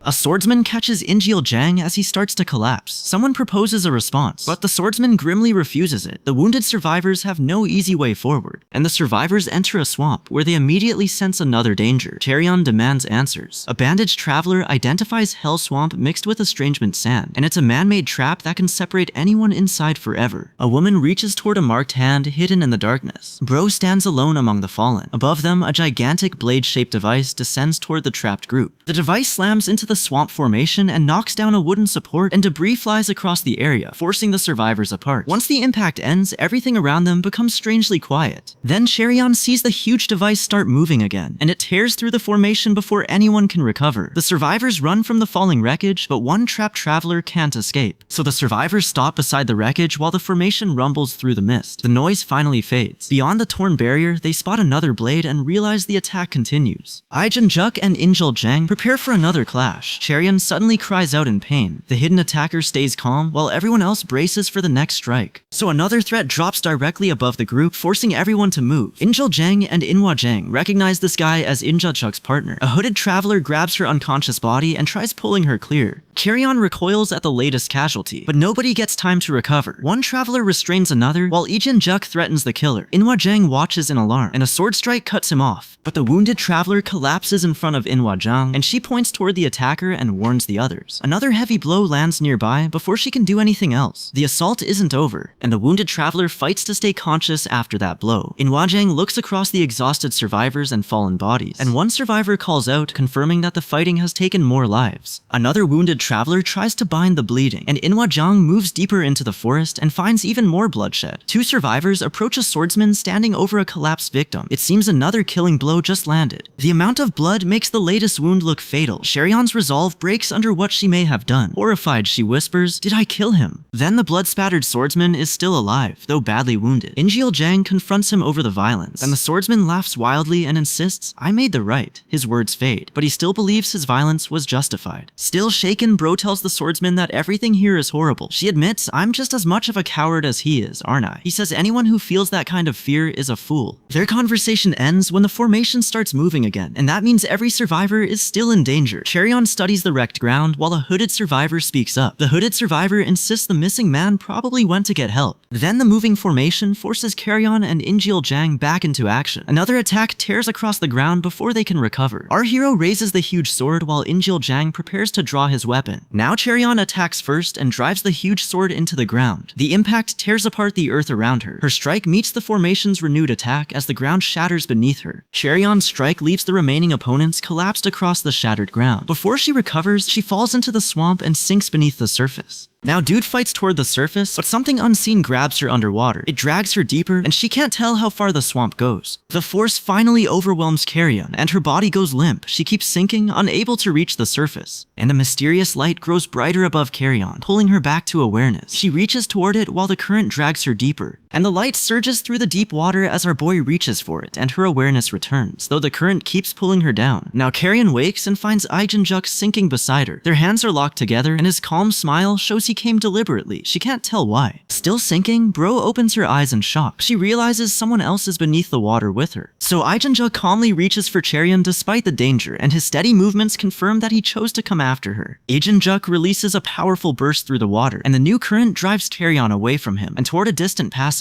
The current carries the guy through the passage and erupts into the sky. The sword-shaped blast brings her out, stunning Ichu-jung and another witness. Then the blast throws Carrion into the air, where she trades several rapid blows. She can't regain her balance and tumbles toward a large mortar below. But Bro is soon climbing a huge tower with an unconscious, bleeding person. The smell of blood worries her. She knows this climb exceeds her skill, yet the injured person needs help. So Cherion tells the survivors to bind the injured woman's wound using her clothes. They recognize the woman. Nearby, another wounded survivor lies trapped among the dead and begs for release. So more people could die. So Cherion steadies her trembling grip. She decides, "I have to cut it down." Remembering what separates masters from amateurs, she prepares one decisive strike. This guy puts Ijin-juk's lesson into practice and steadies her grip. Her fear fades, leaving her ready to deliver the strike. Then she raises her sword and focuses everything on destroying the device. As the power builds, Cherion feels great internal energy gathering inside her. So Dude releases every bit of that energy in one sweeping sword strike. The attack drives through the enormous device, and her blade tears into its structure. The device splits apart beneath Carrion's attack, freeing the trapped survivors from danger. Still, the bloodstained wreckage shows how much violence and loss their rescue required. Ichu-jung and the others watch the broken device collapse around them. They understand what Cherion's strike accomplished and cry out that they're finally safe. Now Cherion is exhausted and asked to return home, and before she leaves, the villagers thank her. They recall her using vines across the swamp to pull every trapped person free. Cherion tries to redirect the survivors' thanks toward Ijin-juk, and the old man looks surprised, and she struggles to explain his part. Ijin-juk refuses the recognition, saying, "It's not time for me to attract attention yet." His secrecy unsettles our hero, but a newcomer interrupts before she can question him. So, the arrival immediately puts Ijin-juk on guard before Cherion can speak. That stops her. His reaction tells her this newcomer is dangerous, and word of a formidable group reaches a noble woman inside her ornate residence, and she has already set her plan in motion. Calmly, she says, "Things should be underway by now." In Ma Youngyang confronts the noble woman with the fan about her unfolding scheme, and he calls her decision a mistake and warns that it carries serious consequences. Then the noble woman admits she fears how closely the scheme connects to her. Still, she refuses to explain. When In Ma Yang presses her, she claims not to understand his accusation. The noble woman stays relaxed and keeps her plan hidden, and outside, storm clouds gather over the residence.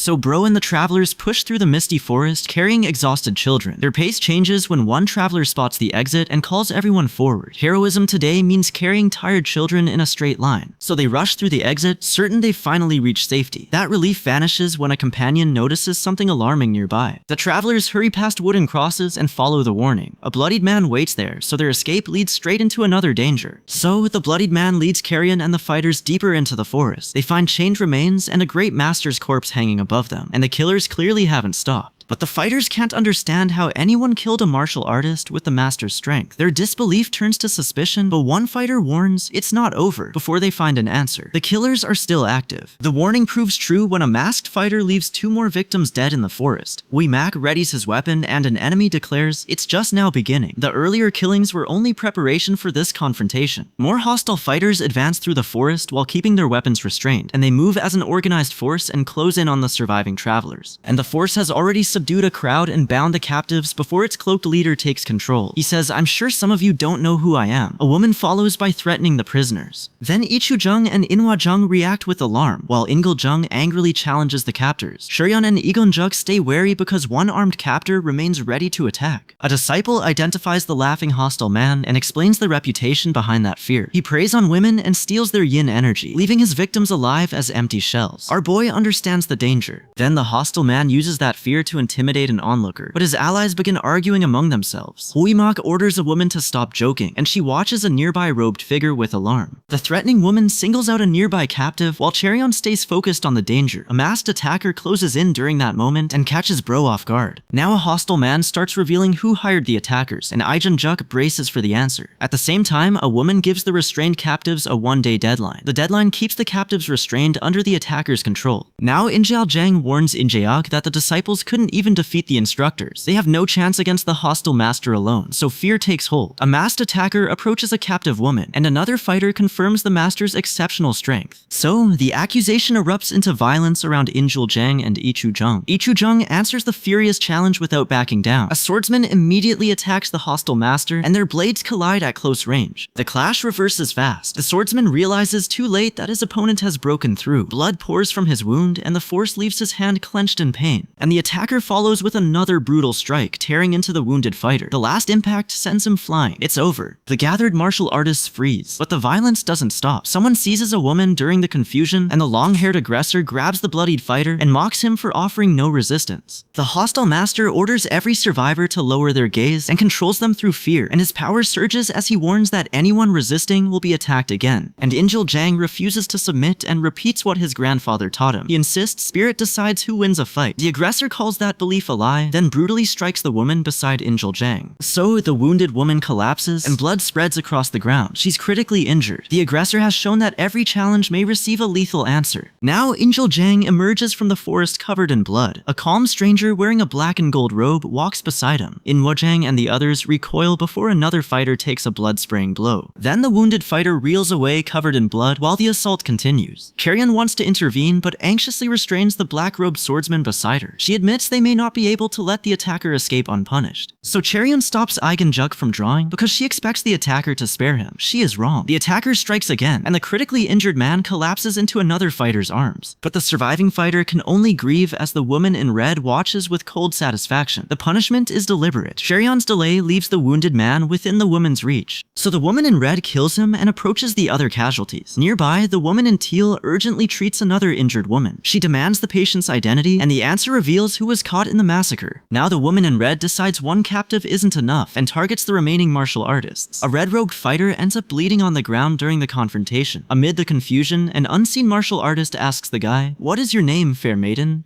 The stranger's interest puts her on guard. A captor silences a frightened man and says he's waited a long time for revenge. Meanwhile, the woman in red grabs another captive. She warns, "Anyone who disobeys me dies." Then the woman in red keeps her bloodied captive close, forcing everyone to obey. Injeal-jang and the other martial artists remain trapped under her threat, and another woman tells Cheryeon that those at the gathering center are Dragon and Phoenix. The captives vow to live and die together, but one man finds their resolve amusing. Another captive calls his unstable response completely unhinged. Fear isn't keeping this group united. Meanwhile, 5 captives gather around the cave fire. Their attention settles on Cheryeon and another woman. A bound man calls himself lucky to have 2 beauties nearby. His interest immediately puts dude in danger, tied up, surrounded, and still flirting. And a bloodied fighter steps between Cherion and the armed woman, interrupting the captive's threat. The armed woman prepares to resist, while another woman stays strangely calm. She doesn't move. Ijian Juk crowds this guy and calls the violence unimaginably fun, leaving her unsettled. Now an attack erupts beside the fire before Ijian Juk can explain what he wants. He ends up bloodied before Cherion and a masked fighter. A hooded captive emerges from the rubble and asks about finger wind strike. The technique is identified. The attacker remains unknown. The blast knocks several fighters unconscious, including Ichu Jung and a bloodied woman beside an arrow. Cherion rules out one suspect and stays near the wounded as the search narrows. Now Injil Jang asks who else could have launched the attack. Wymak only smiles as the smoke clears, which makes him suspicious but proves nothing. So the chain-wielding fighter points at the brown-haired fighter and shouts, "It was you." The accused stays smug and the chain-wielding fighter attacks immediately, and Bro gets caught in their mid-air clash as a blade cuts through the chain. She plants her foot on the remaining chain and stops herself from falling, so it doesn't last. Another strike sends Carrion falling while the hooded fighter stays above her. The chain still binds her to the clash. Meanwhile, the masked fighter admits our hero is no ordinary junior, but says she's not even close. Power runs through his marked, chained palm and shakes the surrounding rock. His restraints haven't contained his full strength. The chain-wielding fighter dives after Cherion and reaches her in mid-air, and their impact slams into the ground and blasts apart the surrounding rock. So the fighter breaks the last restraint beneath his foot, and with every chain gone, the power they failed to contain is fully released. Now the release fighter laughs and repeats that Cherion is no ordinary junior. He still calls her attack not even close, and the broken restraints make him more dangerous. His counterattack hurls the red-cloaked fighter across the cave and fractures more rock, and Bro shields the fallen fighters and warns that he'll bring the entire cave down. And as the cave keeps collapsing, the reddish-haired woman watches while an angry searcher demands the target's location. Nearby, a bandaged man finds an unidentified woman restrained and reaches for her. The captive is now caught beside the fight, but the chain fighter sees the restrained woman's scars and attacks her. He threatens to frighten the other women too. Someone catches and throws the bandaged man before a masked swordsman clashes with the chain fighter mid-air. The masked swordsman's blow sends the red-robed chain fighter crashing away with blood spray. The wounded fighter calls him a bastard and prepares to strike back. Debris keeps falling around the nearby captives. Then the red-robed fighter attacks again, but the masked swordsman cuts through his chains and lands another strike. Cherion knew he was skilled, she just hadn't realized he was this powerful. That sword strike critically wounds the red-robed fighter. Through the pain, he admits they never expected to meet such a powerful opponent on the island. Then Injil Jang turns his palm technique against our boy, and she meets it head-on. The collision explodes around them, but she holds firm. Cherion calls him a fool because he's barely 20 and lacks her experience. So their collision throws Carrion toward the collapsing cavern, but a chained fighter catches her wrist. He stops her from falling into the chasm. Nearby, another chained fighter braces against the force tearing through the cave. Meanwhile, the attack races across the ground and hits a blindfolded fighter. He refuses to move. The attackers can't understand why their full force still won't push him back. Dude warns that their clash has damaged the cave beyond its limit. Fallen fighters lie throughout the debris. Still, the blindfolded fighter holds his ground and focuses on resisting the destructive force. Now the cavern finally breaks apart and drags more fighters into the collapse, and as the ground gives way, the chained red-robed fighter grabs another falling fighter's wrists. Both keep plunging through the shattered ground. So, the collapse bursts through the forest and throws a falling fighter into the debris. Explosions rip apart the surrounding rock. Cherion hears another blast and shields the kneeling fighter behind her. More explosions tear through the icy ground, but the guy refuses to leave the injured fighter. The fighter raises both hands in desperation, and through the destruction, an armed figure approaches them. Now, an opponent confronts Carrion over the lives she has taken. The Watcher stays calm until a huge energy blast tears across the battlefield, and the blast shatters the ground, leaving several fighters defeated. The chained woman in red struggles through the debris, and she admits she can't match that power, and tells Carrion, "He leaves me no choice." She decides to take a hostage. Unable to win directly, the red-robed woman fires her chains toward a distant hostage. Bro blocks the abduction attempt with her sword. That leaves her exposed to a sudden counterattack. Then the counterattack leaves Carrion bleeding, but the captive still needs help. She and Inwa Jang find the captive restrained and injured beside the burning banner, and they immediately focus on freeing the hostage. Before this guy reaches the captive, someone warns her, "Close your eyes." A brutal strike drives the hooded opponent through the cave rock. A far more dangerous attacker has entered the rescue fight, so the attacker strikes down another fighter, scattering blood and rubble through the cave. Once the violence stops, Cherion stays beside a fallen fighter. She watches the attacker with shock and caution. So the wounded woman falls, and the clash knocks her weapon away. Cherion still can't leave. A man grabs her and demands, "Where do you think you're going?" The hooded attacker keeps closing in. Now the hooded attacker raises a bloodied weapon for another strike. The wounded woman begs for mercy. The attacker ignores her and cuts through her, appearing to kill her before Bro. The masked attacker finishes the wounded woman, and Cherion recoils. He immediately continues killing everyone nearby, but the masked attacker releases enough force to rip through the cave. Another armed fighter is crushed, leaving our hero frozen. Cherion looks through the bloodshed and recognizes Lee Jin-juk. He stands cold among the bodies, and his altered state terrifies her. Several martial artists enter after hearing strange noises from the cave. They blame Lee Jin-juk, draw their weapons, and attack him. And outside on the snowy battlefield, the hooded attacker kills another victim. 3 swordsmen brace themselves when someone orders, "Kill him." Then their counterattack fails. The hooded attacker cuts through them, leaving 1 swordsman dead or critically wounded. The hooded attacker charges the remaining fighters and blocks the hammer wielder. He cuts down another swordsman before they can recover. Then the surviving swordsman braces for another exchange, but the attacker breaks his defense. A bloodied slash ends the clash. The final slash draws a scream and spills blood. Cherion realizes she's been wounded as the fighting ends around her. Now, Dude finds the white-haired man among everyone he slaughtered inside the cave. The scene shifts to Inwa Jang smiling beneath the trees. So that peaceful image fades, and Cherion is back inside the blood-soaked cavern. She recognizes the killer and calls,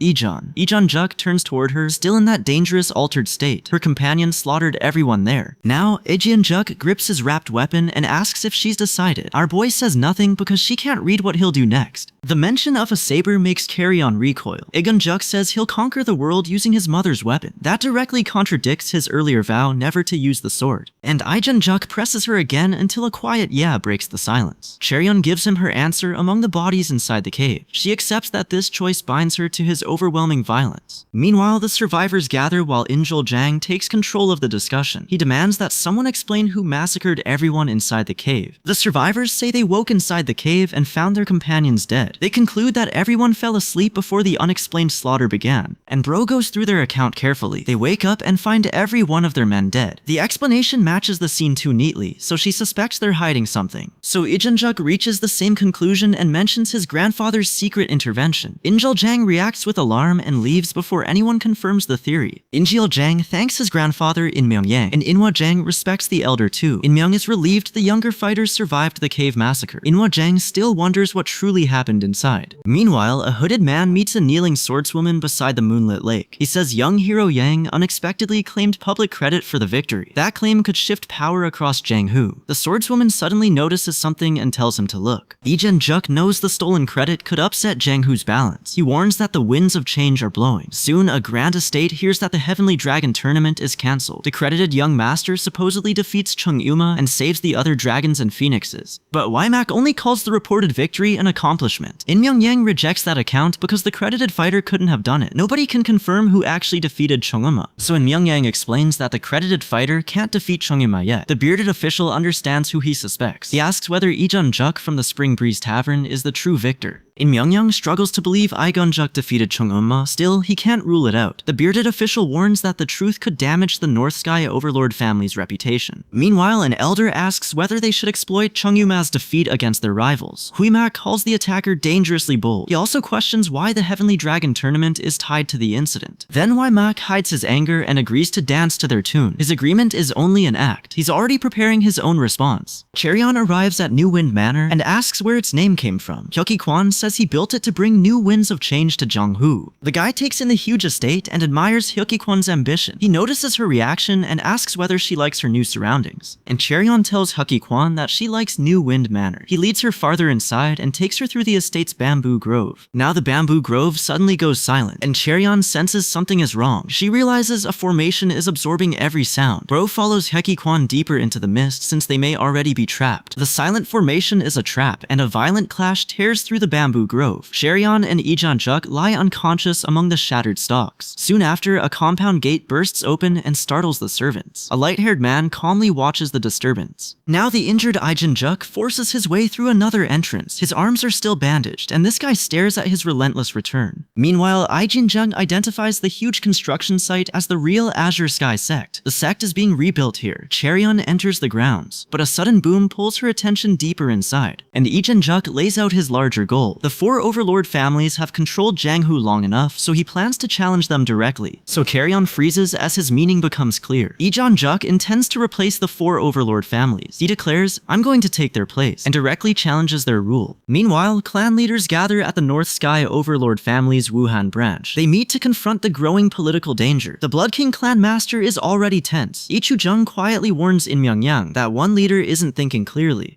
Distrust fills the council before anyone reaches an agreement. So, the council expects the unresolved factions to reject its decision and retaliate. No Ban, the North Sky Overlord family's chief military strategist, takes responsibility for the response. So Noe Ban walks through the North Sky compound with 2 armed escorts. Hooded figures are approaching, and he moves to confront them.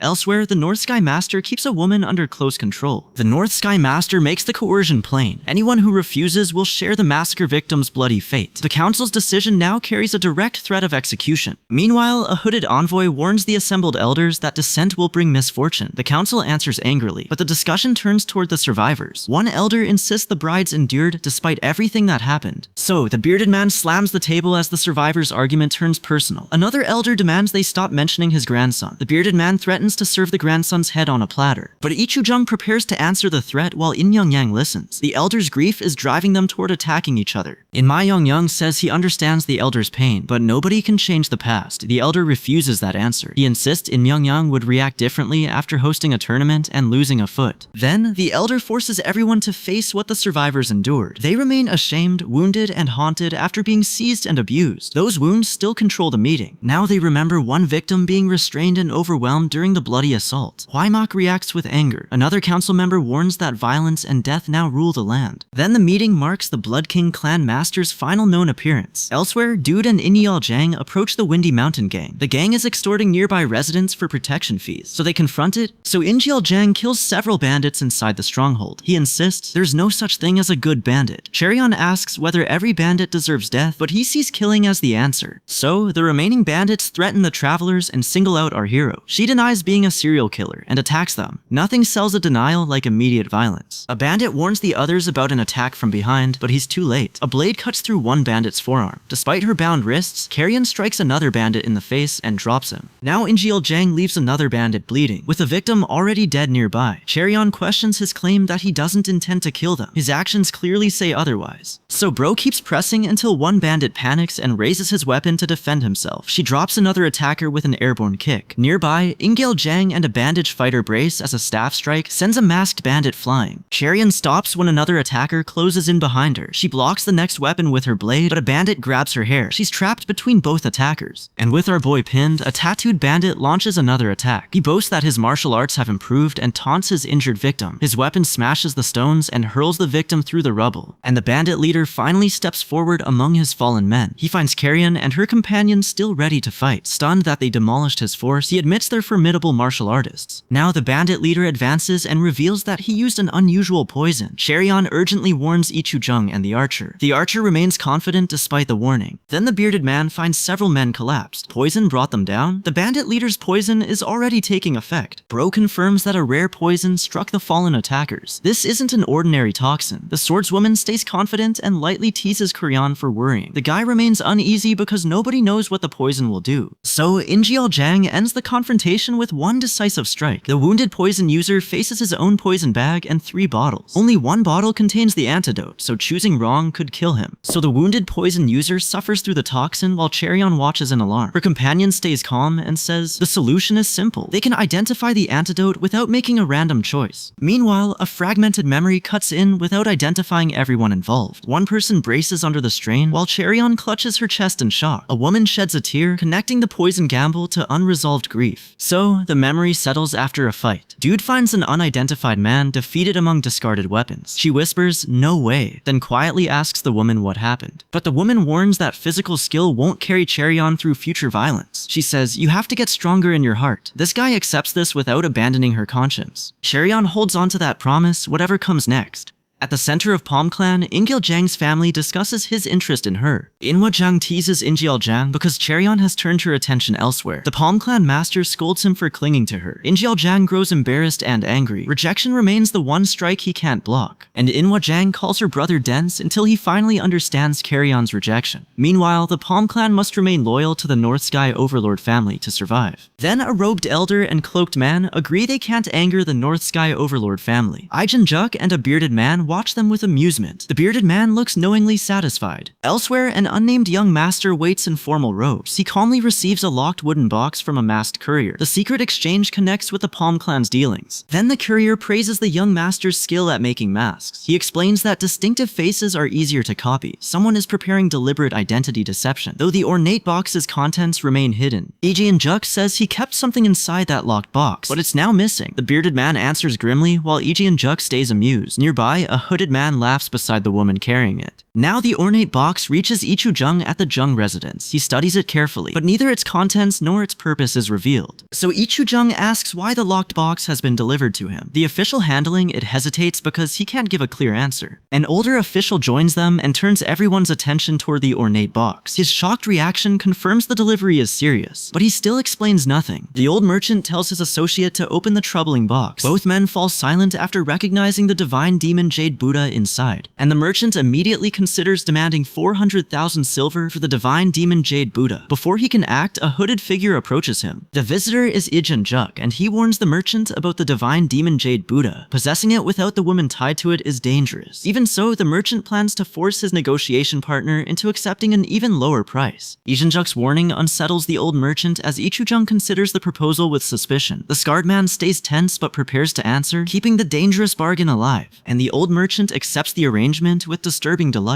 while his partner remains openly suspicious. The bargain moves ahead. Cursed goods still count as inventory. Bro later travels through a dark forest beside Ijin-juk, so Ijin-juk speaks cautiously to Cheryeon while they continue their business. Their exchange turns tense when a nearby clash tears through a robed figure's clothing. Hucky-kwan's subordinate predicts pandemonium inside the center of Palm Clan by morning. Hucky confirms that's exactly what he wants. He plans to drain the clan of its wealth and power. Then by morning, Hucky-kwan's plan takes effect at the center of Palm Clan headquarters. An official reports that every device guarding the safe has been destroyed. The elders realize the thief targeted the divine demon Jade Buddha they planned to consign. It's gone. But their cautious inside agent wouldn't attempt this alone. The investigators suspect an outside partner helped arrange the theft, and our hero agrees. One distressed official can't understand why their trusted business partner betrayed the clan. So clan officials rush through headquarters as word of the missing fortune reaches the leaders. They summon the clan master, and the furious leaders demand an explanation. Meanwhile, Cheryeon discusses the theft with another prisoner during their trip through the forest. The clan can't accuse an important client without damaging its standing. The North Sky Overlord family's dragon event is approaching, so they can't move carelessly. The accusations soon turn toward Cheryeon, blaming her for a killing connected to the dispute. She denies doing anything, but the charge follows her to an ornate estate. A public gathering waits inside. Then Bro kneels before the assembled guests as quiet murmurs fill the room. They insist they can't thank her enough, but she modestly protests. Their discussion returns to what she did for them several days earlier. The guests recall an earlier farewell with a traveling swordsman. He asks whether Cheryeon plans to remain at the Azure Sky sect. She doesn't understand his concern, so he confirms she's truly leaving for the sect. Well, the traveling swordsman accepts her departure and gives her a bittersweet farewell. Before our boy leaves, he asks her to take the award money. Their group wants to celebrate with a barbecue. And during that farewell feast beyond the forest, a guest recalls how the Palm Clan's heir started everything. Cheryeon still stepped in and protected the travelers. Opposing the center of Palm Clan carried serious risk. Now they remember Cheryeon facing the danger with her weapon ready instead of retreating. One traveling swordsman warmly explains why their first meeting mattered to him. Dude doesn't know how to respond. So Cheryeon realizes the wandering swordsman's journey hasn't always been easy. His companions admit that one old incident still frightens them. Their memories return to Cheryeon's earlier clash with Ingil-jang. Then Ingil-jang angrily demands an explanation after someone dismisses his success as luck. The guy stays silent, and he treats that as proof she can't answer. He keeps accusing her until the celebration becomes a public confrontation. So Ingil-jang draws his sword and openly challenges Cheryeon during the celebration. She warns that she'll expose what he truly is. His sudden demand for a duel shocks the guests and disrupts the gathering. And Ingil-jang accuses Cheryeon of meeting a suspicious wanderer before the tournament. She refuses to back down and accepts the spar. The crowd expects a fierce clash between this year's dragon and phoenix. Nobody expects the center of Palm Clan's heir to fall easily. So Bro enters the duel without hesitation and meets Angel Jang's opening strike. She avoids his sudden attack, making one spectator blurt, "She dodged that." Cheryun immediately turns her defense into a counterattack. Now Angel Jang keeps attacking, but this guy stays ahead of his blade. She completes a decisive slash and proves her confidence wasn't empty. The bloodied Angel Jang tries to continue despite his alarm. He reaches for Cheryun as their blades clash again. Cheryun controls the final exchange. So both swords hit the ground and Angel Jang drops to his knees. The stunned clan members watch Bro sheath her weapon. The duel formally ends with her victory. Cheryun's one-move victory leaves everyone at the gathering stunned. Angel Jang's supporters respond with outrage instead of accepting her skill. They call it disgraceful that a lowly girl defeated their side. Grace in defeat remains a technique nobody there has studied. Meanwhile, Cheryun's representative modestly tells Lim that she still has much to learn. Lim rejects that deflection and openly praises her. Recognition from the North Sky Overlord family gives Cheryun's victory political weight. Members of Angel Jang's faction grow alarmed. Then Cheryun stays defiant despite her injury. Ichujung realizes the clash has drawn political scrutiny onto the Righteous Sword Clan. Nobody relaxes after the gathering ends. But Hyuki Kwon refuses his companion's request because expanding his sect already keeps him busy. His attendant says he's never taken a woman this seriously. His interest in our hero clearly goes beyond business. A servant urges the white-haired man to rest now that the clan grounds are quiet. The gathering is over, but the attention surrounding Cheryun still weighs on the clan. So the white-haired man leaves the training grounds while Cheryun focuses on her next move. Elsewhere, men are already preparing to target her. Angel Jang orders his subordinate to bring Dude to him. His men confirm he wants the Righteous Sword Clan's second child abducted. They ask whether he plans to kill her. Then Angel Jang makes it clear that he wants revenge, not a quick death. He promises Cheryun torment worse than death. His representatives meet a clan elder to discuss moving against the Righteous Sword Clan. And Angel Jang vows to punish anyone who threatens the center of Palm Clan. His servant carries the order forward and a masked intruder joins the planned retaliation. Night settles over the Righteous Sword Clan compound. Our boy suddenly wakes in alarm as Angel Jang's men reach her home. Now Cheryun listens from inside her room and knows this isn't an ordinary disturbance. She stays alert until the movement outside becomes impossible to ignore. Now Cheryun grabs her sword because her family may already be under attack. She rushes through the compound to warn them and senses powerful bloodlust nearby. Dozens of masked intruders surround the Righteous Sword Clan compound. Cheryun's fear is confirmed. They draw their blades, and the clan's defenders meet the coordinated attack. Bro races to warn her family before the raiders overwhelm them. A masked intruder blocks her path and attacks mid-call. She has to defend herself. Then Cheryun blocks the strike and drives her counter straight into the attacker. The force sends him crashing into a wall, gravely wounded. And Cheryun's blood-soaked hand starts trembling once she sees what she's done. She keeps moving because her family still needs her. The guy urgently calls for Suryeon. Meanwhile, a messenger reaches the training ground with an emergency report. The spy watching the Righteous Sword Clan has finally sent word. A hooded woman leaves to investigate. So the warning comes too late. Fighting has already broken out across the burning Jung compound. Masked swordsmen press their attack while Cheryun stands wounded among them. Two masked attackers trap Cheryun between their blades, but she strikes back hard. Blood splashes across the compound wall. The remaining attacker raises his sword again. So Bro pushes through her injuries because her family still needs her. She cuts between both attackers and wounds one of them. The other prepares another strike. And elsewhere in the burning compound, another defender falls as two masked swordsmen clash. The clan keeps resisting. One raider finally understands why Angel Jang wants Cheryun. This guy is bloodied and exhausted after fighting through attack after attack. As her strength fails, Angel Jang closes in and restrains her. He asks, "How much longer do you think you'll last?" Another fighter falls inside the burning Jung compound. Cheryun stays up because her injured father and family still need her. Nearby, a wounded defender hears a familiar voice through the fighting. But Cheryun turns toward the masked attackers and blocks their next strike. Another sword nearly breaks her defense, so she catches it against her forearm. Blood runs from the impact, but she keeps fighting. Now the attackers reveal their orders. Everyone dies except Dude, because Angel Jang wants her alive. She knocks one attacker back and overpowers another. The surviving woman can barely process the bloodshed. A masked attacker swings at a bloodied child, and Cheryun steps between them. She grabs the incoming sword and protects the child. Still, the attacker remains armed and continues trying to finish the massacre. Then our hero stops the blade with her bare hand, leaving everyone stunned. The masked attacker quickly counters and wounds her, making it difficult for her to recover. Then her instructor's lesson explains how Cheryun's glove stopped the sword. It lets her hands block sword energy. Her internal energy still isn't enough, but she grips her sword and attacks again. The masked attacker prepares another killing blow, while Cheryun questions whether she protected anyone. Her grief turns into resolve. With no hesitation, she puts everything into one desperate overhead strike. So Carrion's strike tears through the rain and hits with enough force to launch him backward. The masked attacker flies into the burning compound. Even wounded and drained, she hasn't stopped fighting. Her attack sends the masked attacker crashing deeper through the burning compound. Part of the structure collapses around him from the force of the impact. Now Carrion watches him take one final, blood-soaked impact beneath the wreckage. Her last strike leaves the masked attacker dead or critically wounded. But Carrion's last strike doesn't end the danger. A hooded attacker and a bloodied masked attacker remain alive inside the burning Jung compound. Meanwhile, the tattooed attacker lies gravely wounded or dead. Bro looks devastated by the bloodshed and the people already lost defending her family. Carrion can barely stay upright after the fight. A surviving man asks, "Are you alright?" She looks up as he calmly advances through the ruined Jung compound, and another person approaches through the burning debris. Carrion's desperate strike brought part of the compound down, but her ordeal still isn't over. The tattooed attacker lies bloodied, while our boy cries over everyone already lost. Nearby, a robed attacker stands over a fallen victim inside the burning compound. The danger hasn't passed. Now, an exhausted survivor answers yes when asked whether they're alright.